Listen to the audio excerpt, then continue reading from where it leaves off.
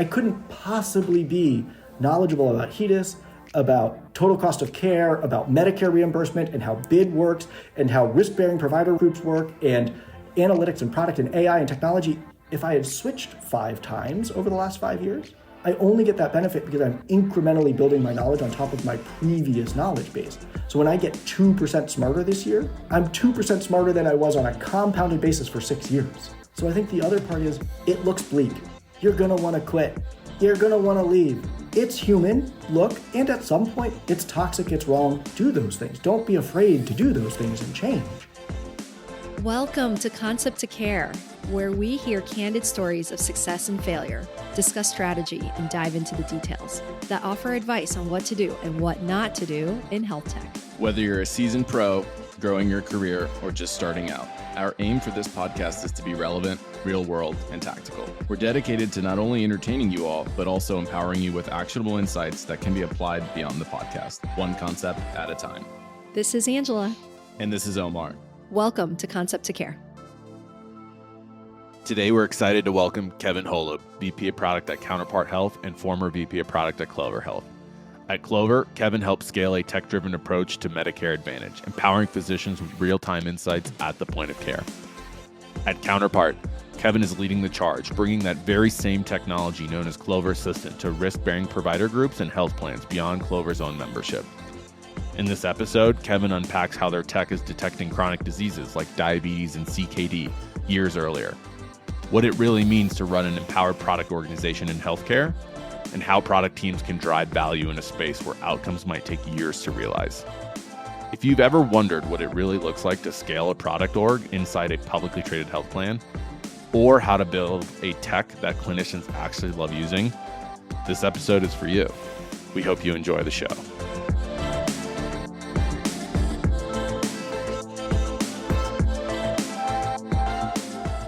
Kevin, welcome to the show. Thank you for having me. Yes, it's our pleasure. We're excited to finally get this on the books. How about you just start us off by telling us a little bit about yourself? I am Kevin Holub. I am currently the Vice President of Product at Counterpart Health, which I think we'll talk a little bit about Counterpart and Clover and how that all comes together. Most importantly about me is I am a dad with 2 little kids that I love right now, a 5-year-old and a 3-year-old, and they are awesome, and it has really changed and helped me think about how to be the best leader I can be and how to be the best parent, and has really figured out the intersection of work and life. And you love to ski. We're a big ski family. We're actually up at school vacation for our kids this week, and they're out skiing, and I'm here recording a podcast with you and working, but they're out on the mountain ripping it up, which is fun. Kevin, we'll get started by having you tell us a little bit about Clover Health. So what is Clover Health? What's the business problem that you all are trying to solve? We're a publicly traded healthcare company. Our mission is to improve every life. And that really is where a lot of the work for us starts. Clover is most well known and synonymous really with our core product offering, which is a Medicare Advantage product. We have 100,000 members in that Medicare Advantage product. That's primarily on the East Coast, heavily in our kind of fortress market we talk about as New Jersey. But we also have membership in Georgia, South Carolina, Texas, Pennsylvania, a couple other states and counties. And what we strive to do is provide the best care possible to our members. A little bit different than other insurance companies, we operate as a PPO plan. So about 95% of our membership is in our PPO plan. We do have an HMO. It's about 5% of our membership. And for those a little bit less familiar with the nuances between those two, a PPO, what it really means is that we have what's called an open network. Members have a lot of flexibility in who they can see as their doctors. The in-network and out-of-network rates are slightly different, but it's not like an HMO where there's no coverage for out-of-network. There is coverage for out-of-network care.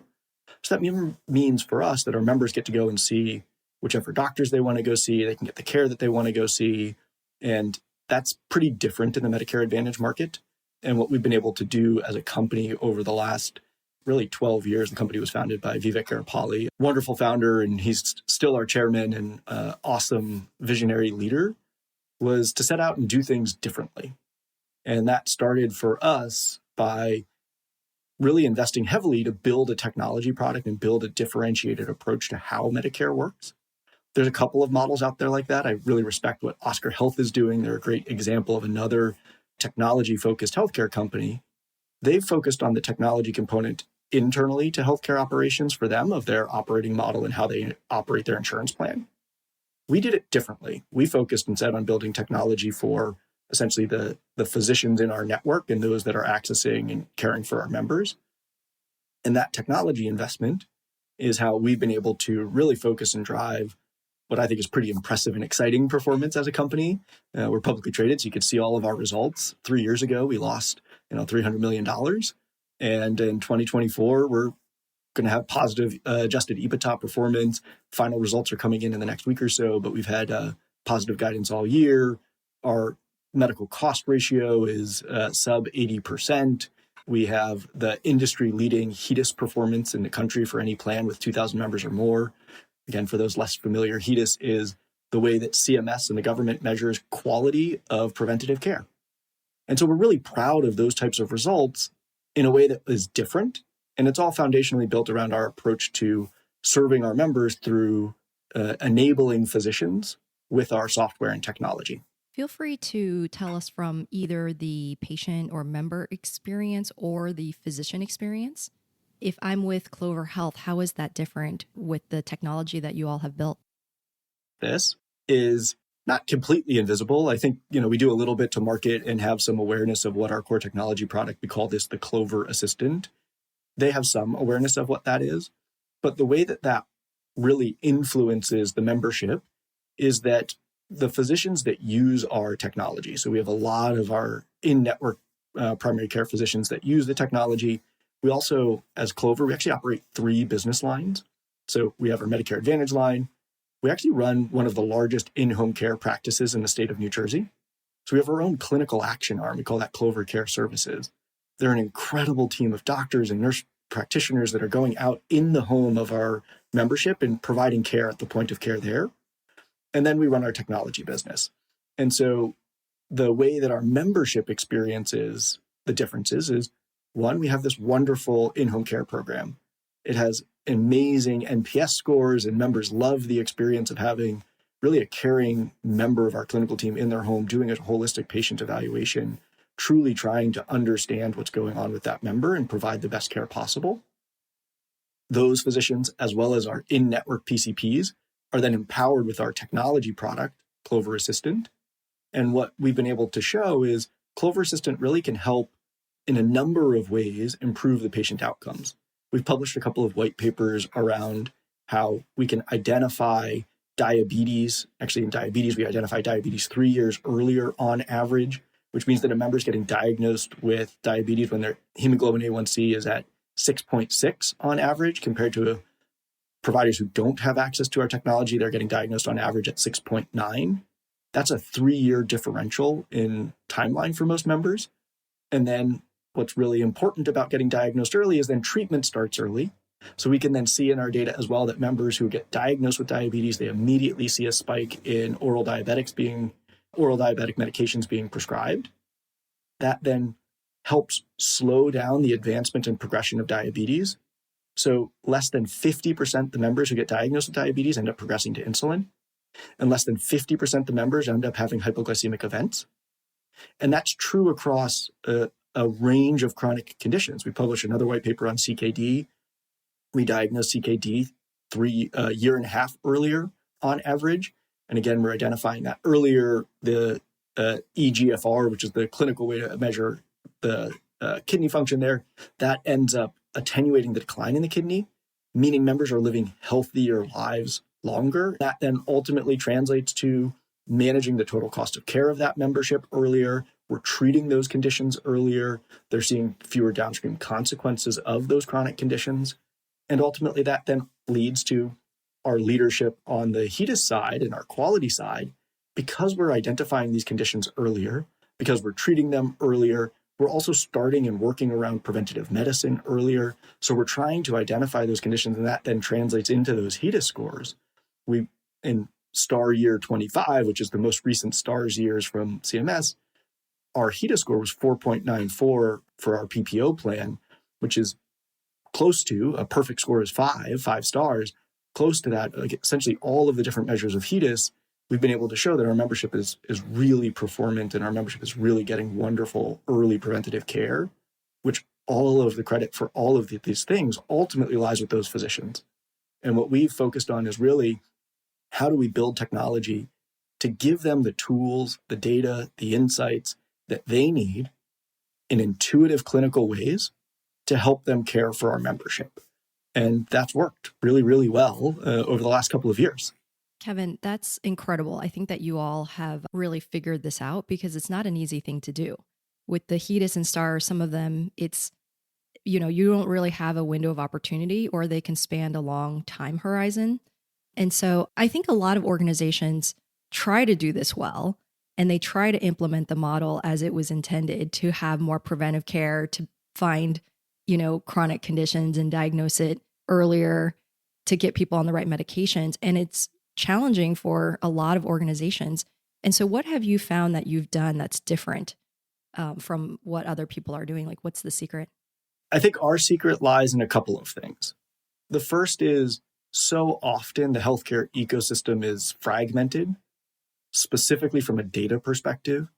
So we focused a lot on investing on interoperability, bringing different data sets together, unifying those data sets. So we do a lot. We're pretty active in making sure we go out and get all of the data possible to help a physician. So if doctors are telling us, hey, I need clinical charts, what are we going to do to go help them get the charts? If they say, I need lab results, how do we go and make sure we get the lab results that they need? And there are little things in the healthcare system that make that really complicated. If your cardiologist orders a lab result, unless they remember to put your PCP's name on there, the result never goes back to the PCP. So that just becomes a gap in the PCP's ability to manage those chronic conditions. So one is we've gone out and we've really worked to make sure we're doing all we can to have the right data that allows physicians to do their job effectively.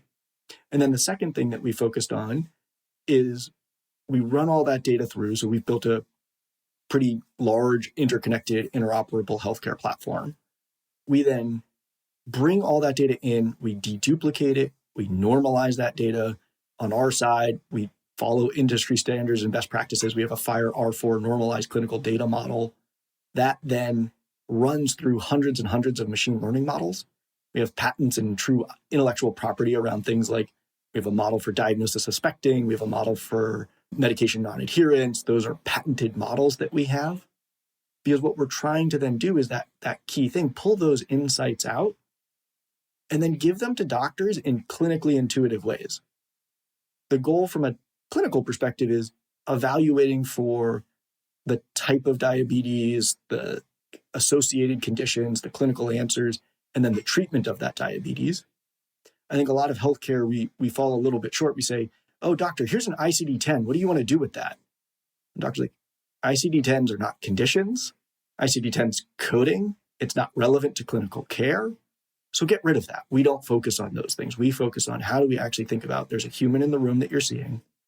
You need clinical data to treat that human. Let's give you the right clinical data at the point of care.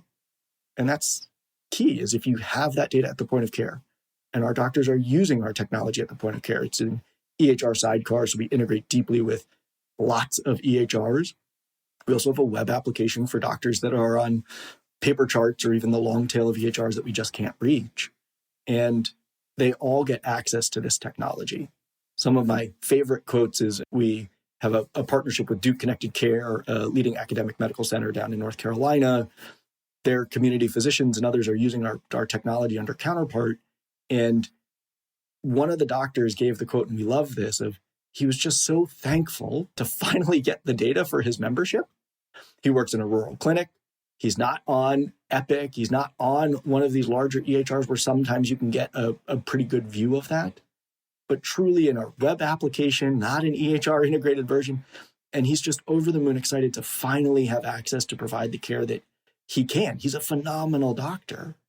He just didn't have the tools to get what he needs to support his members who are showing up with a bag of meds and a discharge and trying to coordinate the care, and they can't remember who they last saw. We put the onus in the wrong place in healthcare. Members shouldn't be the stewards of their healthcare data. Instead, we need to build a system that allows that. And then physicians should be empowered with the right data. to then make the right clinical decisions. We don't need to make decisions. We identified cancer for you. There are great companies doing that. We just say, hey, here's the right data. Can you evaluate with this and let us know what's going on so that we could support the member? Kevin, you mentioned Counterpart, which I think is a great segue. And then you also earlier mentioned Clover Assistant. You're the VP of product at Counterpart Health, not Clover Health anymore. So let's talk about that. What is Counterpart Health? And, tell us about kind of the mission, go to market. We'll actually first explain the relationship, and we could talk about that. We'll segue into the others. Awesome. Yeah. So Counterpart Health is the third business unit of Clover Health. So Clover Health is the parent company. We have the Medicare Advantage line, we have our clinical practice, and then we have a technology business. We have built a wholly owned subsidiary, so it's a separate legal entity called Counterpart Health. And we did that a bit. I like cars, so I always use the analogy. Ford has the Lincoln brand. We're the Lincoln brand of Clover, because when I say Clover in the market, everyone says, oh, so you're an insurance company. Counterpart Health is not an insurance company. Counterpart Health is a value-based care technology enablement platform. So we work with risk-bearing provider groups. We work with other payers. We work with other technology companies. We're truly trying to provide that technology that has been incubated and built within the Clover entity for the last 7 years. We're taking that technology. We've now put it into a legal entity so that when we go out to market, other people know what that is, and that we can then help other physicians and other members. Our mission at Clover Health is to improve every life. The way to get there is we know we have to support members who aren't part of the Clover plan. I'll admit I'm biased. I do think our Clover plan is wonderful, and members who are eligible should consider that as a plan. But also I want to support everyone, right? I think what we're doing in our technology can be useful in a lot of context. I think a lot of physicians can benefit, and we've seen that play out now. So we've announced publicly 3 customers already. So that's Duke Connected Care, as I mentioned earlier. We have in the Midwest, the Iowa Clinic is a leading multi-specialty group, and we're very excited to partner with them. And then we have another partnership with Southern Illinois Health, and they're a wonderful group, and they also have a large rural population that they support. And it really speaks to the range of different organizations that can access and use the technology. Clearly, we have our Medicare Advantage plan that uses it. Clearly, we have an in-home care practice that uses the technology. And we're continuing to see a lot of things I can't announce on this call about the momentum we're seeing there, but those things will continue to be announced publicly as we're able to. Kevin, I think that business model is really compelling because, if I'm sitting in the shoes of a lot of these entities that are trying to manage their patients better and knowing that their risk adjustment changes, there's more focus on HEDIS and better care. And so the opportunity for you all is incredible. How do you think about the go-to-market and how do you segment the market? It's a really exciting time for that because, as you said, Angela, we're uniquely positioned as Counterpart that I can go back and show longitudinal, actuarially, and actually publicly available results from our product. If someone wants to know how well we're doing as a product, I can literally point you to our SEC filings of Clover going from above 100% MCR to less than 80%, our HEDIS scores. So that's actually really helped us and enabled us in our go-to-market motion. And what we've focused on then is, to your point, where are the different places that we think those types of results will most impact patient populations and businesses? And there are a couple ways that we see that. The first is there are other payers that could benefit from the technology that we've built and deployed. And so we're talking to and have a number of conversations and work there that's with other payers and how we would offer that. The second is in healthcare, increasingly, providers are essentially payers, right? If you're a provider group and you're fully capped or you're in various value-based care arrangements with gain shares and other components, you're essentially taking on the total cost of care and responsibility of that membership.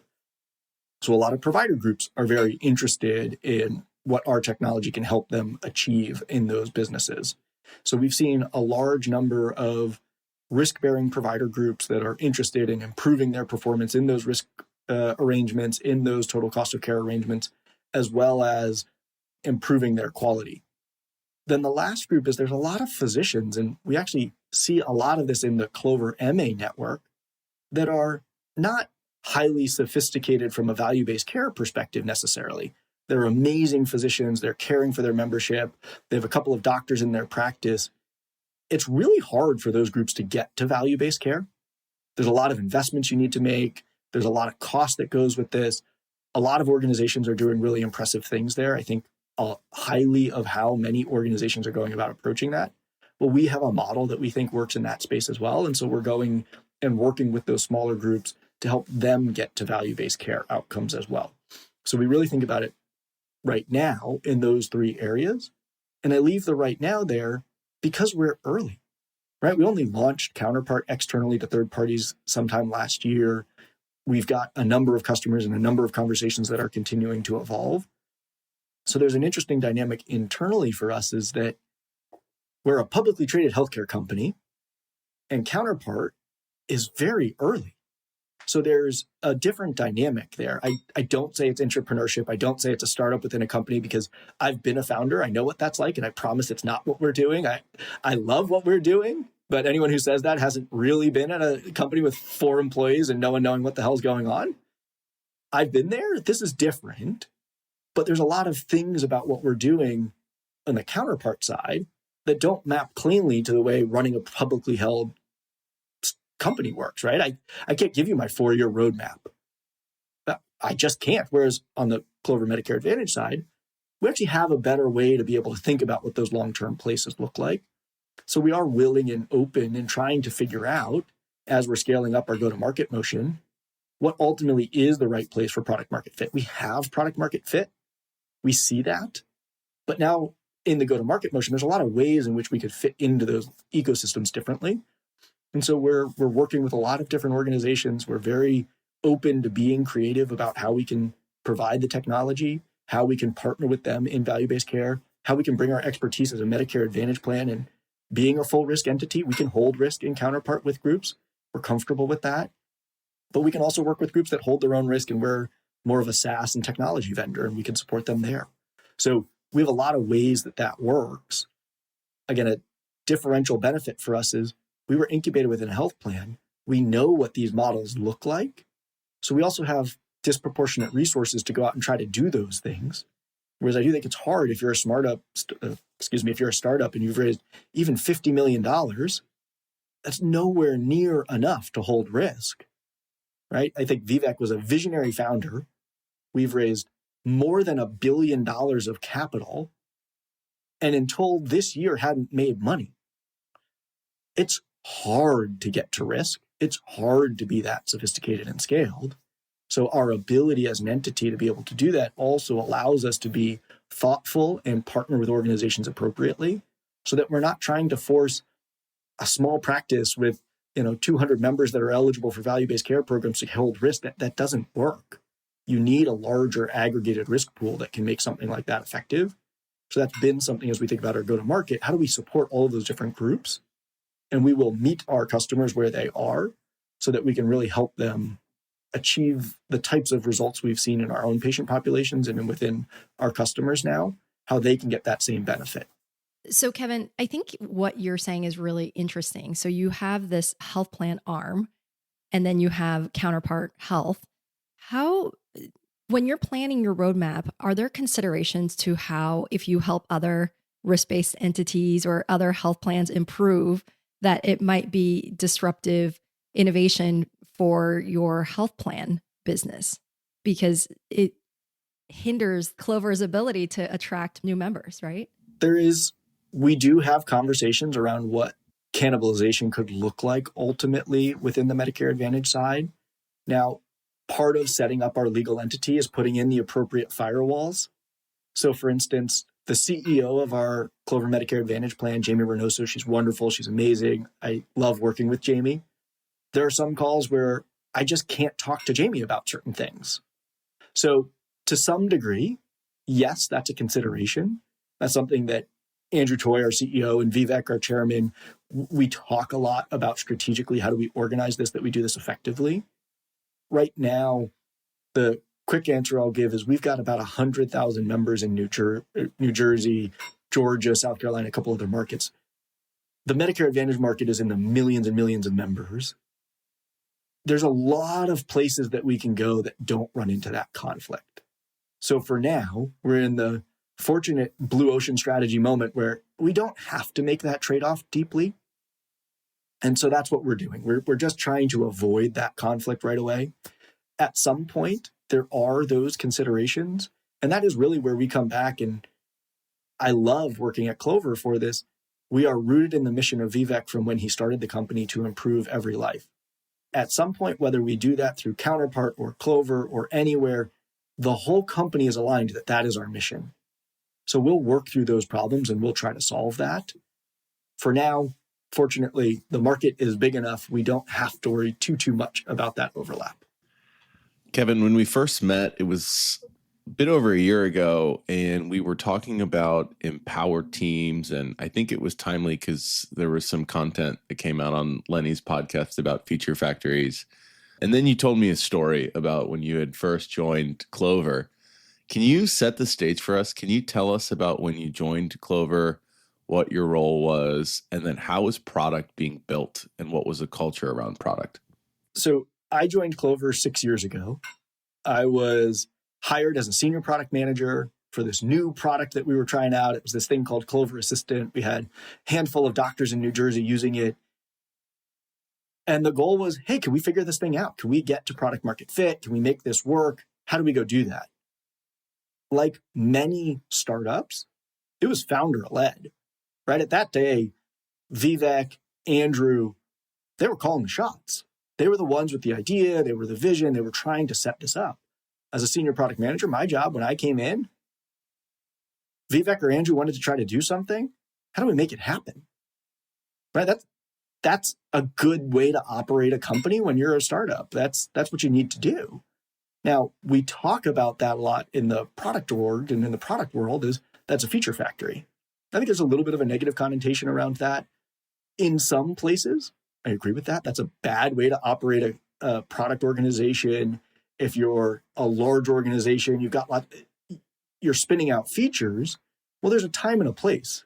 When I joined Clover, the time and the place was where we were. Hey, ship these features. We don't know if we have product market fit. We don't know what doctors like yet. We don't know what's going to impact our membership. So we tried a lot of things and we pushed them down. Vivek, Andrew would have ideas. They'd want to go try it. We'd ship those things. We'd go do what we're going to go do. And so that was when I joined how we operated as a product team. And I was, upstart PM at the time. I thought I had a lot of good ideas and ways to change the world and how we could do things. And that can be a little bit of tension. I think we run into that even today sometimes, that people say, hey, well, what about all of my ideas? How do I go do these things? And you feel like I think that's where the term comes, feature factory. Well, it's like, no, my job is to move this widget along from a product development perspective. That's good. There's a natural time and place. And so I'm fortunate at Clover and now Counterpart, we have evolved because we met that product market fit. Andrew, especially, is a technologist.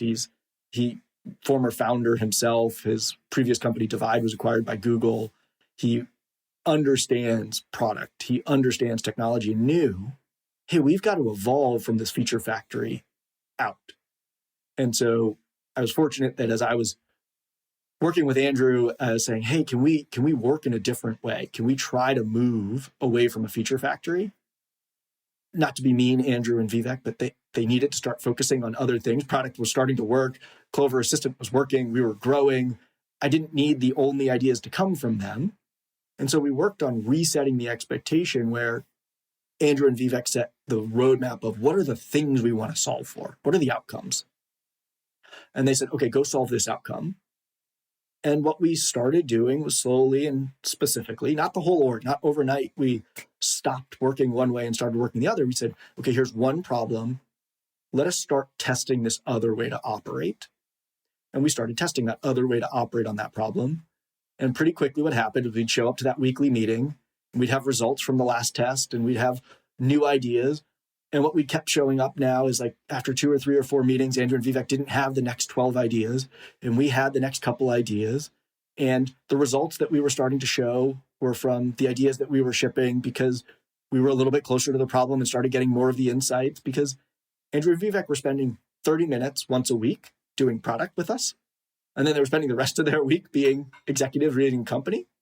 And so what happened is that team started building more of the context and knowledge and started to be able to get to that, what is now what we call an empowered product organization. They were really operating against an outcome. It wasn't ship features, it was move this business outcome. And that team started to get to those outcomes. And what we've been able to do now over the last couple of years is the entire product organization has scaled up a lot. Our technology organization, I think of product as product design, engineering, data science, clinical. It's truly all of that when we build. We're now organized around outcomes. What are the goals we're trying to move? And then the teams are set up to go and move against those goals specifically and not told, build this feature, build that feature. They're saying, hey, we have these hypotheses, we're going to test these assumptions, and we're going to truly iterate towards the best outcome we can achieve in those areas. And that's how we've evolved from that feature factory to empowered product organization. You actually make a good point. Like, it's kind of a negative word. So I do firmly believe that the founders early on, for like a good portion of the early days, should have the perspective on where the product should go. And I even think about like the Brian Chesky model working in some cases, right? Like even a point beyond that where that makes sense. Kevin, I wanted to ask a question about how you were able to do that. So I think it's really easy to say that, you orient around outcomes, you do discovery. I'm wondering if you could dig a little bit deeper into how you were able to get the findings. Like, was it prototypes? Was it, how did you set up your experiments? Were engineers involved? Because I think some of the struggles that I have is our engineers are really busy building the things. Like, how can you take half their time to do discovery? And so wondering if you could talk a little bit about some of the things that worked for you so that you were able to make the shift. So when we made the shift and when we moved from feature factory towards empowered product, it's a journey. It wasn't an overnight switch.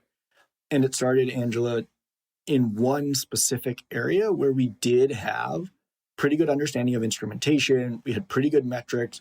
We knew how to measure what we were doing. And we had enough velocity of information that we could run true experiments. We could do A/B tests. So when we were starting in that space, what we were doing is we were setting up each incremental release as an A/B test where you could validate empirically from the product data. One of them was working better than the other. And that was critical for us to be able to go through that step. Now, how did the product organization go about finding those next sets of ideas? Ideas come from everywhere, right? A little bit of my view often is ideas are cheap, execution is hard. So we took ideas from anyone who had them, and we started working towards, I think Teresa Torres does a really good job describing what I think of as a pod triad, iteratively working together, doing customer discovery. I'll note our users are primary care physicians. If you think somebody doesn't have time, meet a primary care physician who's seeing members in a rural clinic. They have less time than anyone you've ever met in your life. So it's not like we were able to go and sit there for hours and do long discovery sessions with them.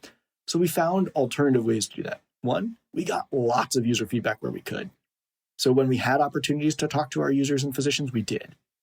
Two, we had a lot of internal team members, right? We ran a clinical practice ourselves. So we went and worked within our clinical practice. And very fortunately, those leaders were willing to sit with us and work with us and let us try and iterate through and get discovery with them. And then lastly, we worked with our customer success teams who are out there talking to the physicians, providing a lot of feedback.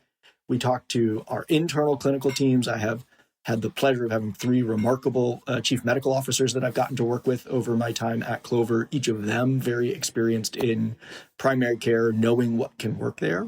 So we took all those ideas, and what we tried to really figure out, how do you get all of that together with that pod triad? You need the product person, you need the design leader, you need the engineering and data science partners in there, you need the clinical partners. You got to get them working together to then make informed decisions of what hypotheses are you testing, in which order, and then letting the numbers choose. We have to become unopinionated because the thing that we're trying to do is clear. There's an outcome. So although I might think something's going to work, I'm happy to be wrong. I just want to test the hypothesis. I want to see the data. And then we want to say, okay, that worked. Do we understand why? Although that last part's really hard. And that's where often this fails is you launch an A/B test. Everyone's excited that you got a result. And you're like, okay, why? Can you take that learning and apply it to the next thing you're going to build? Sometimes it's obvious. A lot of times it's not clear what happened and caused that. So then decomposing that experiment, making sure you know those things really becomes powerful. So for us, all the way when we started, we had a clear metric, we had clear goals that we could measure, we had a clear process to measure those goals, and we were ruthlessly transparent and honest. If we failed, we all celebrated that we tried it and we put it to bed and we moved on. Let's make sure we learn, let's not do it again. If we were successful, great, let's make sure we know why it worked. How does that reprioritize everything below us? It goes to a bit of the challenge of a feature factor or waterfall process is, I don't know the most impactful things my team is going to ship this year. So if you ask me what we're going to ship in Q4, I have a lot of great ideas. The whole team does. But I want it to be informed based on the learnings that we get of what does work during the course of the year. So we do have a roadmap. We do organize around some of those bets and hypotheses, but we are willing to trade it as we learn new things that help improve the overall outcome for our membership. So if I can identify that diabetes could be treated 3.5 years earlier instead of 3, well, what are we doing to do more of that in more places? And being honest with ourselves of what really is happening there. Kevin, can you tell us, healthcare product manager is, I don't want to say like completely unique from other product managers, but there's some nuance. Can you talk to us about what a empowered product manager could look like? Or what does empowerment look like for a healthcare product manager? There's the romanticized version of this that we read about on blogs. You get to be the CEO of your product and you get to go do anything you want and make. There is no company in the world that truly does that. And if you do, you've got absolute chaos, right? That's just not actually what empowered product means. Empowered product doesn't mean you get to sit there and do anything you want. What empowered product means is you have a clear objective against which you're working. You have the team and the resources that are set up to move that outcome. And you have a set of guardrails within which you can operate. To me, that's what we focus on when we say empowerment. Empowerment is, let's set the structure up so that you know how to operate and where your bounds are, what your goal is, and then go work ruthlessly against that goal. That, to me, is what empowered product is.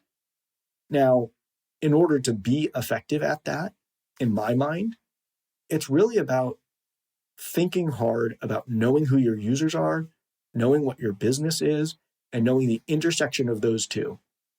When we build product, we need to ship things that our users love and want to use that make a difference in our business outcomes. So if I ship things that make a difference in our business outcomes, but our users won't use it, not going to be a successful product. If I ship something that our users love, they absolutely love this, but it makes no difference in our business outcomes, again, it doesn't help the business move forward. So the goal in my mind for our product managers and for product managers who want to work in empowered organizations in healthcare, you need to be able to operate in those areas. Do you understand your users? It's hard to know what a doctor thinks. I've worked in healthcare for a long time. I don't pretend at all to do that. I know better than to think I know what being a doctor is. But I do know some things about what doctors do, right? I have lived experiences. I have growth that I've had in those spaces. So knowing where your balances are and what your users are, knowing where you need to interview people, knowing when it's your users versus your expert user, right? A doctor versus your doctors. And then on the other side, you understand the business components. Healthcare economics are a little bit complex. It's not a SaaS software product that you're scaling with an LTV CAC ratio and gross margin in it, the models that many people are familiar with. So I think that becomes the other place of when shipping product in an empowered product organization, you need to know what's going to drive value in the healthcare ecosystem. That's hard, right? If you're we talked a little bit around some of the different organizations that Counterpart supports between payers, between risk-bearing provider groups. I'll note they have different business models. Some of the things we do are going to disproportionately impact one and not the other. Well, how do we think about those trade-offs? What is the differences between those? A big one for us is what is the timeline that the economic benefit of those changes will ultimately reach the user that you're serving? In risk-bearing provider groups, that could be years. CMS, right? We talked about the star rating results from measurement year or from star year 25. That's where Clover was able to achieve industry-leading results. For those that know the healthcare space well enough, know that was actually measurement year 23, meaning visits and members who are in our plan from 2023, and that will impact our payment year in 2026. So that means anything I do today, any feature I ship in my product org today that it moves HEDIS will have absolutely zero economic benefit until 2020. Let's see, we're in 25, so now 2028. That's what my current timeline for HEDIS payoff is. Well, how do you prioritize that against hospitalization readmission reduction? Well, that's going to happen, hopefully, if we do it well. We're going to reduce hospitalizations tomorrow.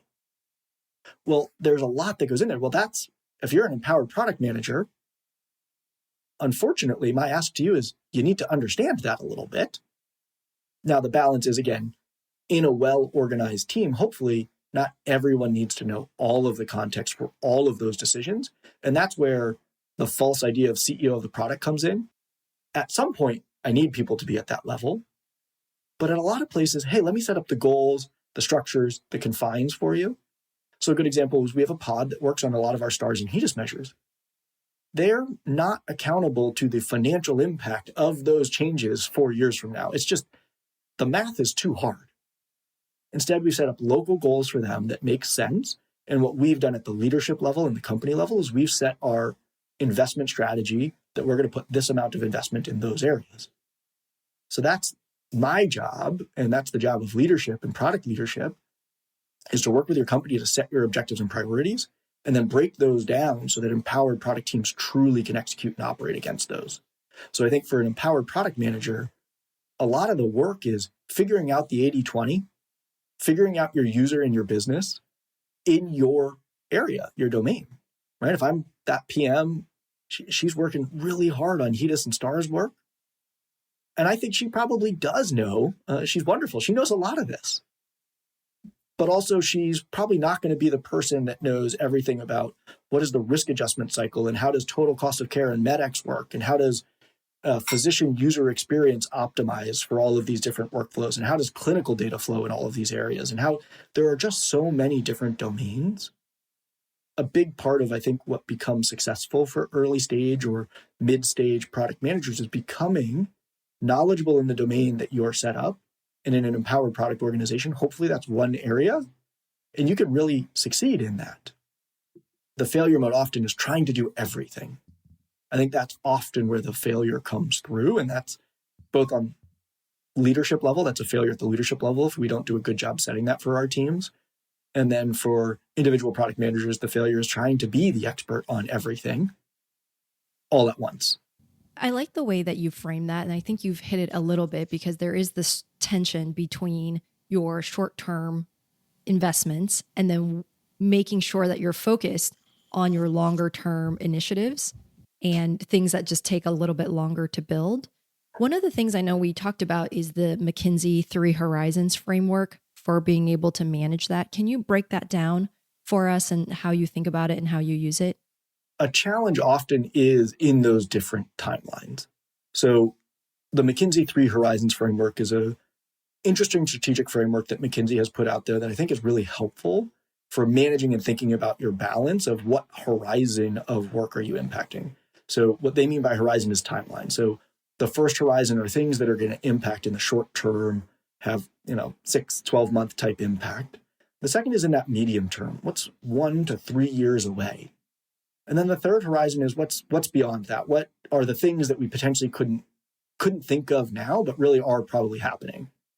So if I apply that roughly just as an example today, and I think about generative AI and large language models and where things are going in that space, it's a really helpful framework to say, well, how are we taking those investments and how do we think about them? In the Horizon 1, things that are going to impact in the next 6 to 12 months or so, or anything shorter than that, that's where I really want to lean on, and I trust my product teams and organizations. They should be incorporating the thought of where those technologies are today and what can they do for our users in workflow today. I don't need everybody in the organization also at the same time working on Horizon 2 and Horizon 3. Horizon 2 for something like large language models, they're getting a lot better at doing a lot of things. Agents are definitely here today and they're continuing to get more sophisticated. In healthcare, a big piece of that is how are agents incorporating into the workflow of clinical practices? Well, that becomes a bit more of a Horizon 2 framework, right? Those aren't things that are necessarily going to work today in my products and features that I ship. They're things I need to be thinking about in the next little bit. I think most good product managers should be living 80% in Horizon 1, maybe 20% in Horizon 2. You need to be thinking about those. And then ultimately there's Horizon 3 using generative AI and large language models. At some point, we're going to hit AGI. Well, when we hit that, how sophisticated will those models get? My current hypothesis is at some point, they're going to get as smart as humans on all domains. Horizon 3 then is, well, what happens when Dr. Google is a real thing? That's Horizon 3. That's years away. Well, as an organization, we need to be thinking about all of those. So what we think about in the 3 horizons framework is where in the organization are we spending what amount of time on each horizon? Pods and what they're working on is largely in Horizon 1 with a little bit to Horizon 2, because as we build product, we don't want to build something that's going to become useless 12 months from now because technology is going to disrupt and change it. We want to make sure that what we're building is forward compatible. But I don't need them saying, well, is this feature useless if at some point OpenAI develops AGI and replaces doctors? That's just too far away for us to strategically be incorporating into our roadmaps. However, as a company, we definitely need to be doing that.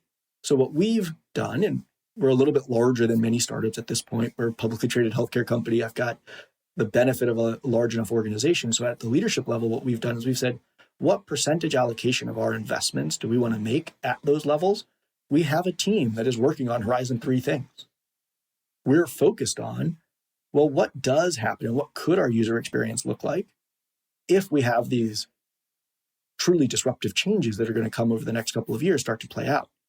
And what they're trying to do is take little bets, little hypotheses, run experiments so that we can learn and then incorporate that into the product and the roadmap and the strategy so that we're getting ready for where those things are going.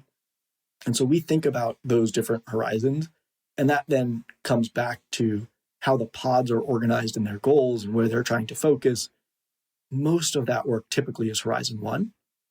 I think many of us as product, we love spending time on those hypotheticals in the future and where things are going.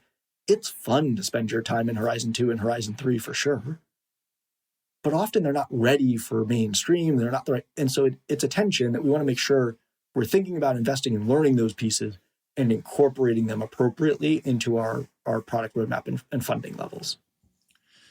Kevin, earlier you talked about the HEDIS benchmarks or the HEDIS measures and how that's like kind of a 2 to 3 year game, right? Like you don't really realize the outcome of that investment until 2 to 3 years later. The 3 horizon McKinsey framework also has like a short, long, middle, long term sort of work horizon. How are you thinking about measuring the outputs of these things? And given your, I initially thought maybe it's like you go 1 and then you're on phase 2, then you're on phase 3. It seems like you're kind of dabbling a little bit in all of them. How do you know that work is like impactful, even in the third bucket where it's like pretty nebulous? So I think they both have different timelines, but I do think about them a little bit differently. For instance, HEDIS and STARS, there's a long payback period, but really it's a financial modeling exercise to discount those future things to today. Because in that case, in that, really that's a payment mechanism that takes a few years to happen. What we're shipping as features do impact real people today in getting better preventative care. So that's what we focus on, is we do break that more complicated payment piece down. And we say, okay, these teams are focused on areas that we can measure in current year. The three horizons framing and the multi-year framing on that, it's something that we try to not break down in the same way, right? The HEDIS measures, we could break down those different windows. We could set local goals. We could set, hey, if we move HEDIS this year in this way, I know 2 to 3 years what that's going to look like. It's not perfect. There's a lot of complex modeling. For instance, HEDIS is not an absolute. If I get a certain percentage, what matters is the curve. All of HEDIS is essentially graded against a curve against every other health plan in the country. So my performance is relative to everybody else. So I actually don't know what everybody else is necessarily going to get from a performance perspective. So instead, we break that problem down into local goals and local metrics. We know where we want to be from our performance goals, and we know what's attainable. So let's go make sure that our teams are set up against those goals. On the 3 horizons framework, I don't know what Horizon 3 is going to look like. I consider myself knowledgeable about generative AI and large language models and where the industry is going, and I'm excited by it. I play with all the tools and have all the fun.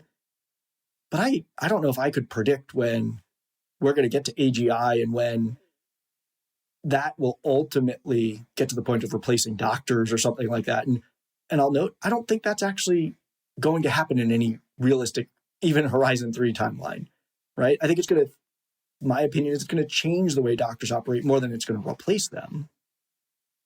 But what we do is we set percentage of investment goals on that side because the outcome is learning, right? When you're investing in Horizon 3 activities, our goal is to learn and make sure we're getting those learnings across the organization.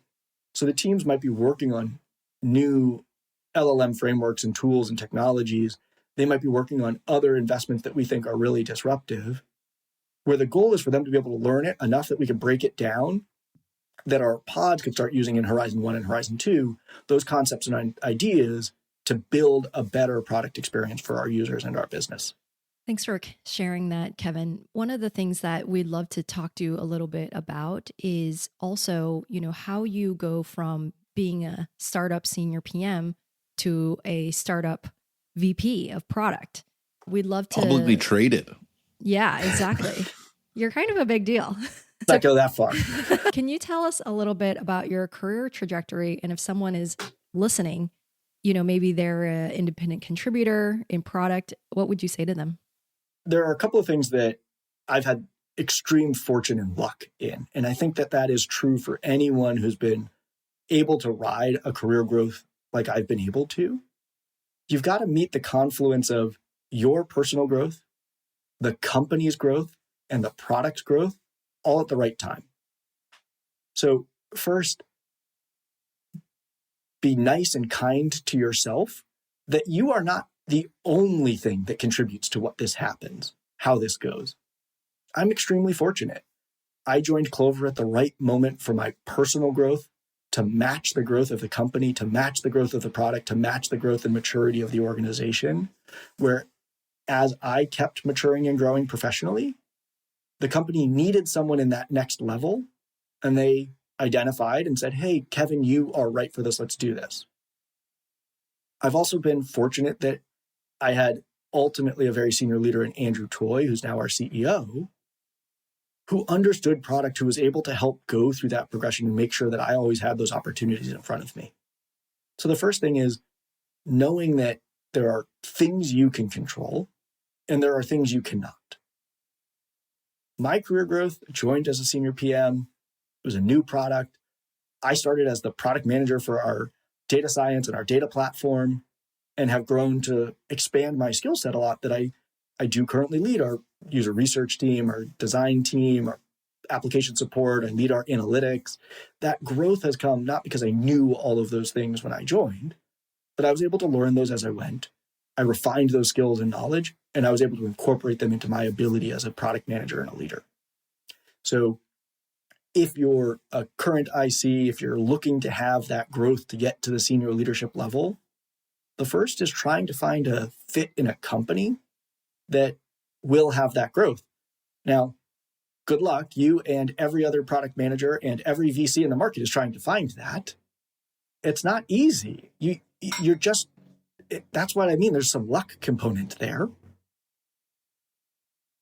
But the other piece is it takes time. I've been at Clover for 6 years. In hindsight, everyone would look back and be like, wow, look how fast that growth is. It's obvious you should have stayed there. I tried to leave Clover so many times. I almost quit so many times.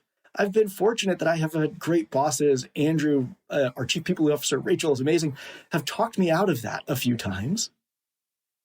Because ultimately, the second part that I'd reassure everyone who's going through those progressions, just like there are compounded returns in investments and there are compounded returns in how you do things, your learning compounds.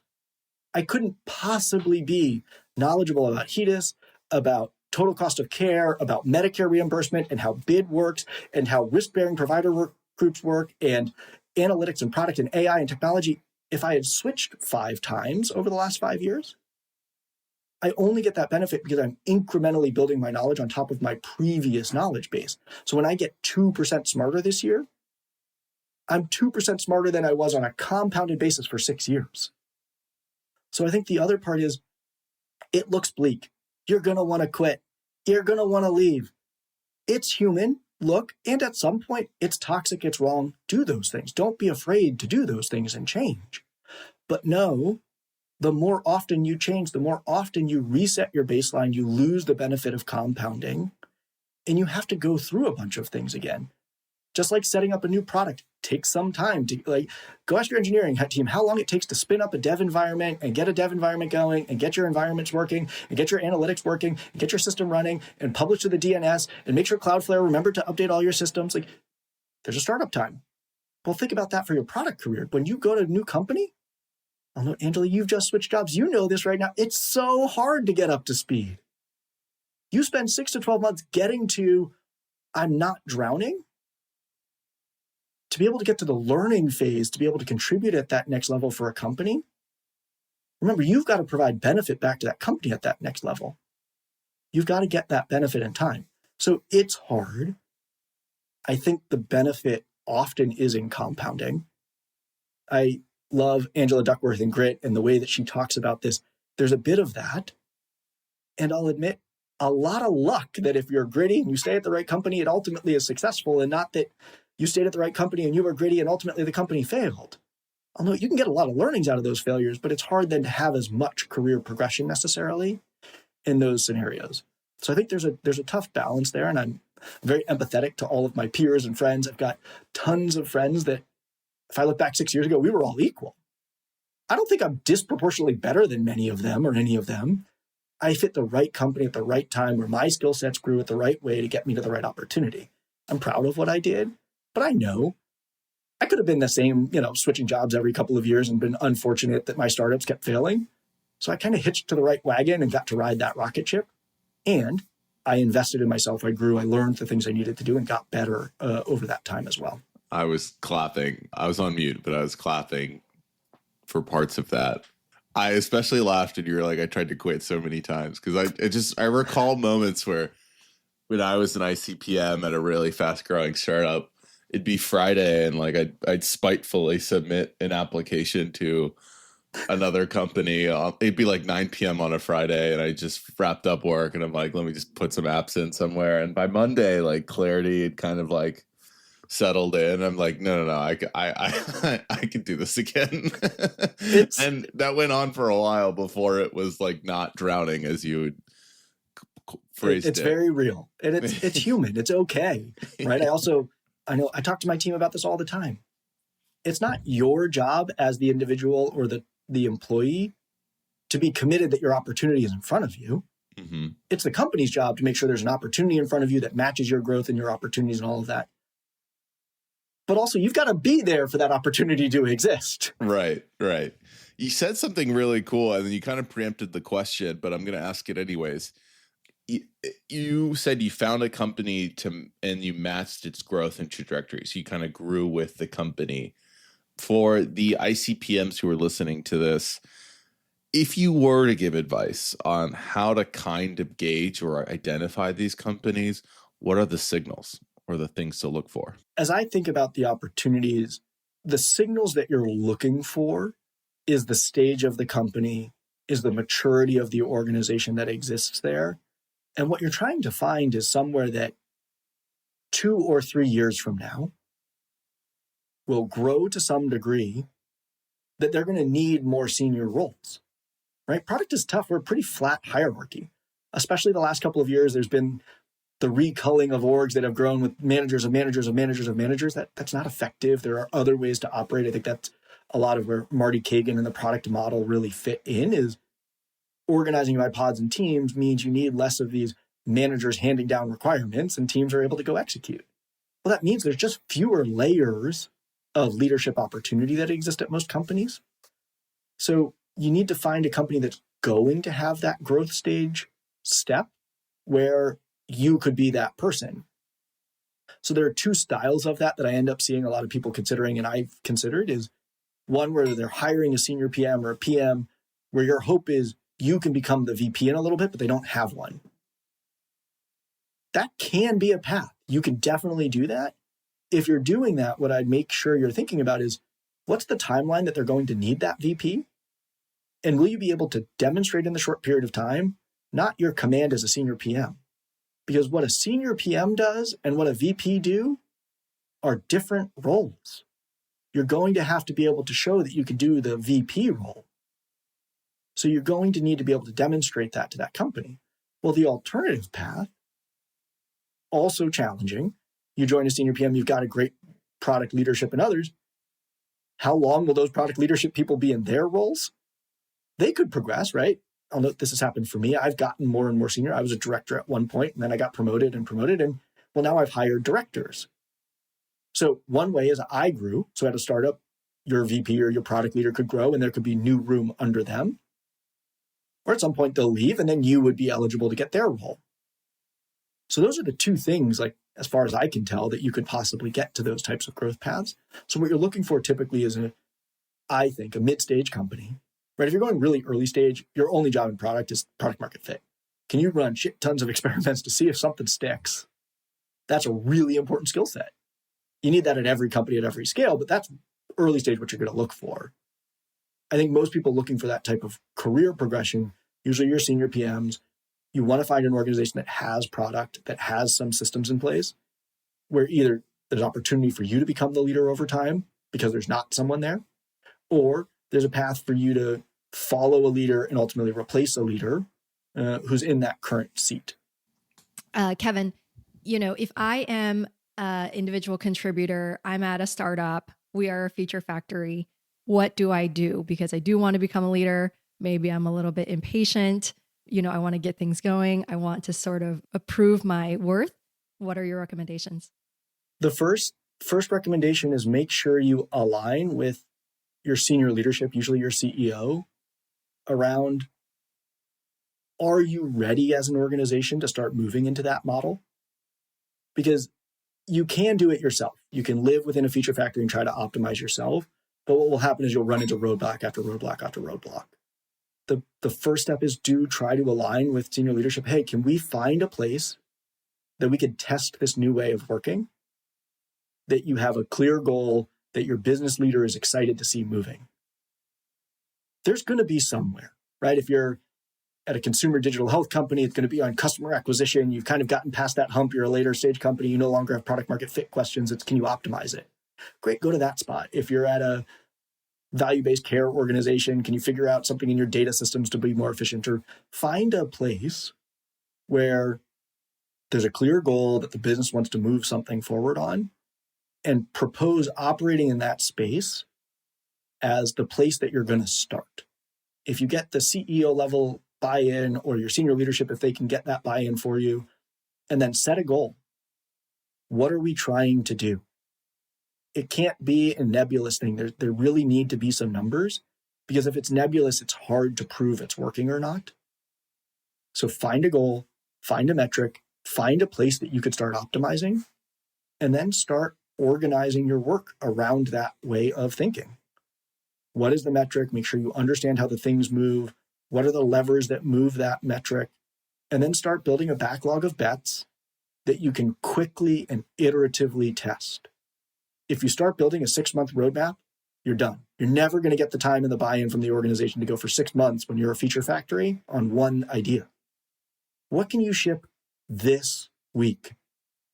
Even better, what can you ship today that you can measure? Start small. Don't say, I'm going to restructure the entire platform to do this new thing. Start with, here's an idea. We're going to test it. We're going to learn from it.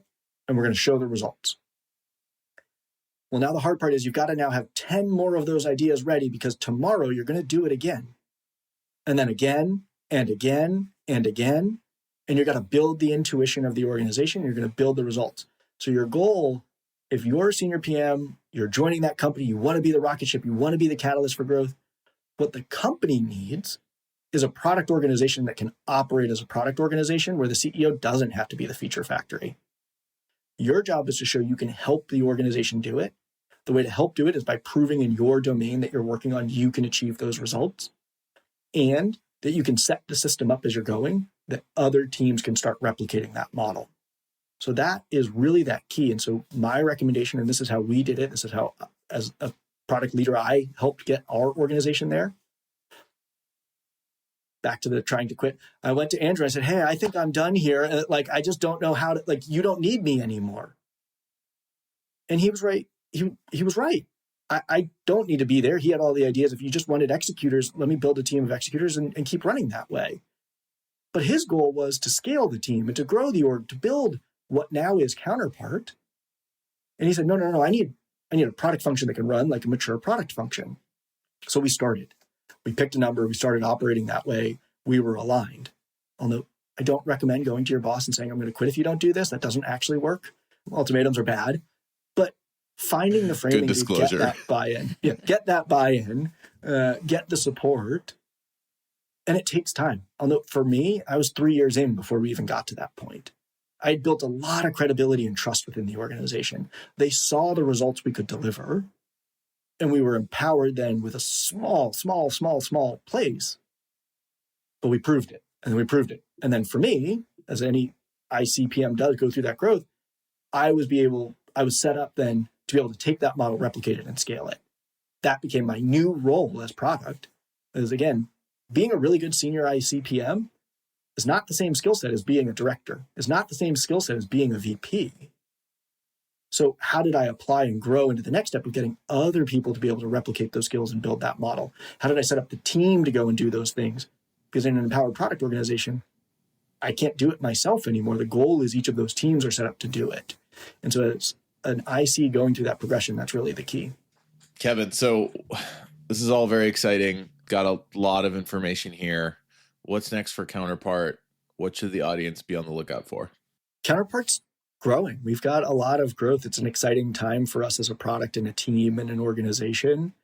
Our public results, again, continue to underscore the performance of our product, which is leading a lot of, on the go-to-market side, a lot of people to come to us asking for ways to apply what our technology does.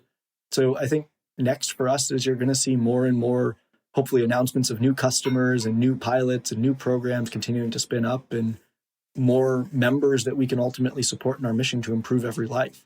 So that's what we're excited for.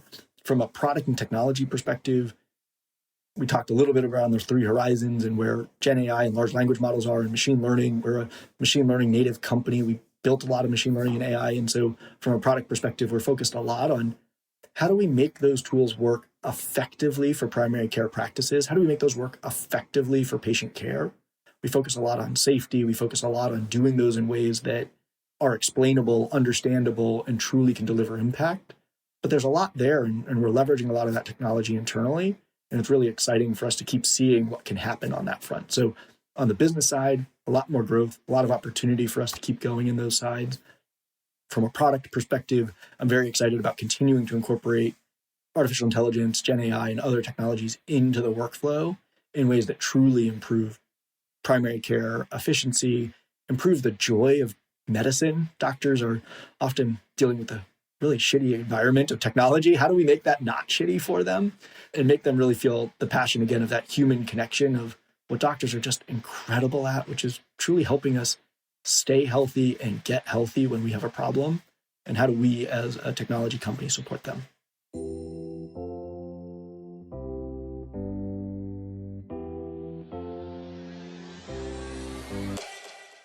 Kevin, we've reached the concept closing call. And so these are meant to be sort of quick fire. The first question is, are there any frameworks, methods, or processes you found to be especially useful that others might find useful as well? I think Shreyas Doshi has an awesome framework called LNO. It's a way to think about how much time and how much effort you're putting into different work that you're doing as an individual. I still use this framework myself as a VP and leader. I think ICPMs benefit a lot out of thinking of this. I think that leads naturally into empowered product organizations thinking about now, next, and later, and how you think about those different frameworks and when you're investing in different areas. How much time and effort that you put in is leverage work? How much time and effort do you put in that's neutral work? And how much time is overhead? Make sure you're investing your personal time appropriately in the areas that are leverage, neutral, or overhead. And so I love that framework. What is a tool that is highly valuable to you that you think others may not be using? I am an Arc fanboy. I truly love Arc as a browser. I think it's awesome. I just think the UX is really slick and easy. There's a bunch of things that it does really well. As a lot of PMs and other team members have, you've got all these different profiles. You got to log into all these different things. It allows you to have different profiles and do those things so you can switch through it, and it doesn't keep state from Okta from one browser to the other. It's cool. It's got some cool stuff in there. So I'm a big fan of Arc. I'm an analytics person. I love numbers. I'm a pretty big fan of Mode Analytics. It's a cool tool for like iterative BI type stuff. You want to do some SQL exploration. You want to visualize it pretty quickly. It works well there. It's not a true enterprise business intelligence solution. They might say it is, but I don't think it is. But it's another cool one that I find useful. Are there any concepts in healthcare that excite you at the moment? I am deeply passionate about value-based care. I think that's what we're working on. I believe that truly is a powerful way to keep moving the healthcare system forward and improving overall business results. I do love ICHRAs as a model. I think we have a problem in the US about how healthcare works and you're connected to your employer. ICHRA is an interesting model to move away from that, specifically because it can hopefully help change the way that we as organizations think about investing in preventative care. As a health payer, I can only do that if I'm going to be around as your payer in 3 years to get the benefit. ICHRAs allow that timeline to change potentially. So I'm excited about that opportunity. Do you think product management is a science or an art? As everyone's always going to say, it's both. I think it depends really, though, on what type of product you're building and in which stage. If you're Google search optimization, it better be science. You better be applying rigorous A/B testing and processes and growth analytics, right? If you're in growth side, like there are places. If you're a pre-product market fit, it's all art. You're guessing. You're throwing spaghetti against the wall and hoping something sticks. So I think it's both, but the important job as a PM is to think about when you're leveraging which of those skills. And lastly, where can people get in touch with you? And do you have any shameless plugs? If anyone is interested in product, we are hiring on the Counterpart team. So please do apply. We've got product managers, leader roles. We've got engineering, data science, a bunch. We're continuing to grow. So always a shameless plug. Please reach out. And our careers team and talent team are wonderful. They'll help with that. I'm on LinkedIn. You can find me. I'm Kevin Holub at LinkedIn. I'm a lurker on X. I follow a lot, but I'm always terrified to jump into the fray there. So you'll see me every once in a while with a repost, but nothing more than that, really. Kevin, thank you so much for joining us today. This is wonderful. Thank you, Angela and Omar. This was great. Hey, thanks so much for listening to the show. If you liked this episode, don't forget to leave us a rating and a review on your podcast app of choice. And make sure to click the follow button so you never miss a new episode. This episode was produced and edited by Marvin Yue with research help from Aditya Treya. We're Angela and Omar, and you've been listening to Concept to Care.